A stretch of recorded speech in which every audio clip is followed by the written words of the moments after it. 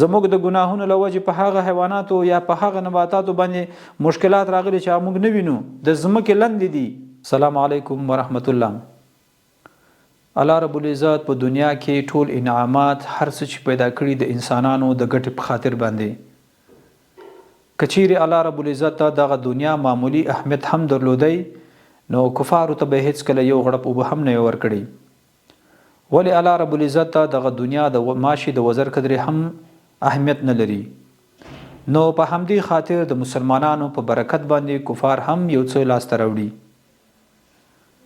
دغه دنیا او د انعامات ټول الله رب العزت د مسلمانانو په خاطر باندې پیدا کړي او ترڅو انسانان ترې فایده واخلي. کچیر په دنیا باندې مسلمانان ختم شي، الله رب العزت یو ثانیه د دنیا نور نه پرېږدي. نو دا په دې دلالت کوي چې هر کله انعامات په مسلمان باندې بنديږي، د دې خاص دلیل دا دی چې هغه به ډېر سختې ګناوې کړې وي، د هغه اصلي مالک نه به غفلت کړی وي چې هغه هر څه انعامات د دنیا ته د ده لپاره ټاکلي وي، خو د الله رب العزت یا د هغه مالک اطاعت نه کوي. کله چې د یو عادي انسان امر وي د هغه اطاعت ونه کې، تا ته دومره قوي ضربه درکوي چې ټول عمر به بیا حیران وي. ولی هغه رب چې تا ته هر څه په دنیا کې درکړي، ستا وجود هغه پیدا کړي، تا ته رزق درکوي، تا ته اکسیجن درکوي، تا ته هر څه هغه برابر کړي ترڅو زما بنده، زما مسلمان هغه راحت ژوند وکړي، ښکلی ژوند وکړي، ما راضي کړي او آخرت ښایسته کړي. نن زما په مسلمان رور باندې باران نشته دی، واوره نشته دی. ولې په جرمني، لندن، امریکا کې واورې اوري، باران نه اوري، زما په مسلمان باندې نشته دی.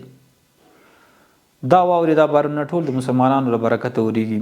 په دې د کفار نه مغروره کېږي چې په موږ باندې بارانونه او واورې شته دی، په تاسو باندې نه، بلکې الله رب العزت د دې جواب ویلی چې دا دنیا ماته هېڅ اهمیت نه لري.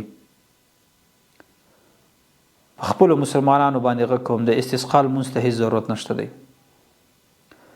هر مشر، هر کشر په خپل دفتر کې، په خپل کور کې، په خپل ریاست کې، په خپل وزارت کې چې په کوم ځای کې دا اوسي، دوه رکعاته د بخښنې لمونځ وکړي، د مغفرت لپاره دوه رکعاته نفل وکړي، ترڅو زموږ حقیقي بادشاه چې په هر څه باندې واکمن دی او د هغه قدرت ټول دنیاوالو انسانانو ته وښودل شو چې بغیر د هغه نه کېږي. قسم په لوی رب چې د هغه نه بغیر نه کېږي.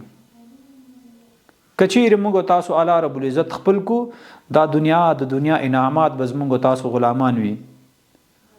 بیا هم په مسلمانانو غږ کوو، الله نه بخښنه وغواړئ، توبه وباسئ. الله رب العزت په خپلو بندګانو باندې ډېر مشفق دی. هغه وایي زه د 80 کرتو نه زیات په خپل بنده باندې مهربان یم، د مور نه زیات در باندې مهربانه دی. نن چې باران او واوره در باندې نه وري نو حتما خفه دی. ولې نه راضي کوو؟ هغه بادشاه چې هغه موږ زیات ضرورت تر ټولو ورته لرو، هیڅ کله موږ انسانانو ته ضرورت نه لرو. انسان ماته هیڅ کله اکسیجن نشي راکوي، انسان هیڅ کله ماته رزق نشي راکوي، انسان هیڅ کله ماته عزت او ذلت نشي راکولی. هغه حقیقي مالک هر څه راکوي، ولې هغه خوشحاله نه کو؟ نن که زه وزیر یم، نن که زه رئیس یم، نن که زه هر څه یم، دا د الله رب العزت انعام دی چې موږ تاسو ته راکړی دی.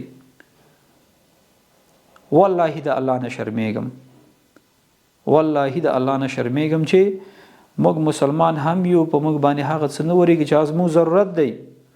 زموږ د ګناهونو له وجې په حیواناتو باندې مشکل راغلی دی، زموږ د ګناهونو له وجې په نباتاتو باندې مشکلات راغلي دي، زموږ د ګناهونو له وجې په هغه حیواناتو یا په هغه نباتاتو باندې مشکلات راغلي چې موږ نه وینو، د ځمکې لاندې دي. نو د دغه نباتاتو، حیواناتو دغه په خاطر باندې چې خبرې نشي کولی، باید موږ او تاسو الله رب العزت ته توبه وباسو چې په دو باندې هم ورېږي، په موږ باندې هم ورېږي. د ټول افغانستان، د پاکستان، ایران ټولو هوا چټله شوې ده، انسانان په تکلیف کې دي. نو بیا هم په الله رب العزت تاسو سپارم، الله رب العزت دې د خیر باران او واورې وکړي، الله رب العزت دې هغه باران او واورې راوړي چې زموږ د ټولو مسلمانانو، حیواناتو ټولو پکې خیر وي. نو الله رب العزت دې هیڅ کلم افغانان په سخت تکلیف کې نه راایساروي. الله دې زموږ تاسو مشکلات اسانه کړي. واقعیت دې ډېر دردونکي حالت دی چې زما مسلمان، زما افغان زی استسقا لمونځونه کوي، په زرهاو انسانان لمونځونه کوي، باران نه وري، هیڅ کلم استسقا مونځ الله رب العزت نه رد کوي. ولې باران نه وري؟ تنها تنها لمونځونه وکړئ، تنها تنها په کنجونو کې سجدې ولګوئ. الله رب العزت ته ووایي چې یا الله موږ بخنه درنه غواړو، موږ ګناوې کړي دي، موږ نه پوهېږو، شاید قصدن شوي سهون شوي وي.